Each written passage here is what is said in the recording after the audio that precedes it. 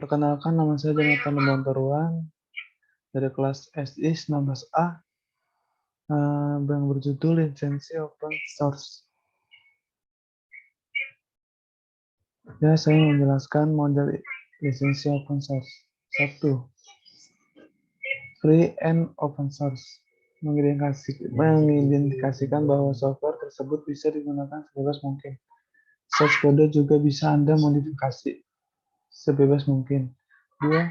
Free not open source. Software lisensi dengan kategori free. Kita bebas menggunakan instalasi atau mendistribusikannya. Hanya saja kita belum tentu bisa melihat atau memodifikasi source code. 3. Open source not free. Sangat jarang. Biasanya hanya akan ada pada internet perusahaan atau software house yang boleh melihat bahkan memodifikasi software atau source code dengan lisensi seperti adalah orang-orang yang tertentu yang memang dilimpahkan wewenang dalam melihat dan memodifikasikan software atau source code tersebut. Apa itu lisensi open source? Open source berarti kode sumber dari suatu program tersedia dan dapat diakses serta memungkinkan untuk dimodifikasi. Open source adalah kebalikan dari closed source software, yang mana hanya dapat digunakan dan tidak dapat dimodifikasi karena kode sumber tidak disediakan. Lisensi pada software sangat menguntungkan bagi programmer atau pengembang software karena menjamin keamanan dari software. Mendengar kata lisensi, tentu Anda langsung mengaitkan dengan hak atau izin atas sesuatu hal. Istilah dari open source terdiri tidak semata-mata hanya berarti adanya keterbukaan untuk mengakses source code perangkat lunak. Namun sebenarnya memiliki cukup arti yang lebih luas, mengacu pada the open source definition V103. Maka open source adalah free redistribution. Setiap orang diperbolehkan membuat salinan tak terbatas, menjual atau bahkan memberikan program komputer secara bebas tanpa ada kewajiban untuk membayar kepada siapapun. 2. Source code.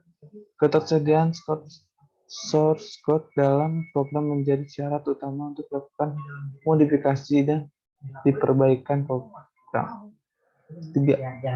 Driven works. Tujuan dari klausa ini adalah agar segala untuk modifikasi diperbolehkan. Software akan berkurang manfaatnya bila tidak dapat dirawat. Misalnya untuk memperbaiki memport ke sistem yang baru, membuat perbaikan dan melakukan modifikasi sesuai dengan kebutuhan. 4. Integrity of the other source code. Mendorong melakukan hal perbaikan adalah hal yang baik. Namun pengguna harus memiliki hak untuk mengetahui siapa yang bertanggung jawab terhadap program yang mereka gunakan. 5. No discrimination against persons or groups. Agar mendapat keuntungan maksimum dari produk open source, maka kemajemukan dari pengguna dan kelompok pengguna harus diusahakan tercapai, sehingga setiap orang atau kelompok memiliki hak yang sama untuk melakukan kontribusi pada open source. Melanggar lisensi open source. 1. Free dan open source.